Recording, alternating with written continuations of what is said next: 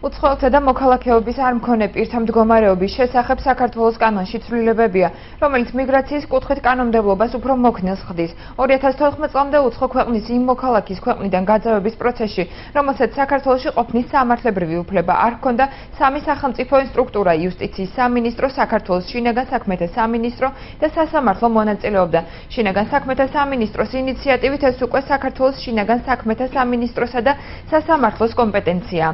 აქვე აღსანიშნავია, რომ ჯერ კიდევ მოქმედი კანონმდებლობით დეპორტაციის ხარჯები გაძევებას დაქვემდებარებულმა უცხოელმა, მისმა მომწვევმა ფიზიკურმა ან იურიდიულმა პირმა უნდა გაიღოს. კანონში შეტანილი ცვლილების თანახმად იმ შემთხვევაში, თუ კი გაძევებას დაქვემდებარებულ უცხოელს შესაბამისი სახსრები არ გააჩნია, ხარჯებს სახელმწიფო დაფარავს. სამართლებრივი მდგომარეობის შესახებ საქართველოს კანონში განხორციელებული ცვლილების თანახმად უშუალო ორგანო, რომელიც განახორციელებს უცხოელის გაძევებას და ამ მიზნით მიმართავს სასამართლოს, არის შინაგან საქმეთა სამინისტროს შესაბამისი სამსახურები და არა აღსრულების ბიურო. 2013 წლის საპრეზიდენტო არჩევნებამდე მოქმედი რედაქციით გაძევება უნდა განახორციელებინა აღსრულების ბიუროს, რაც არ იყო ეფექტური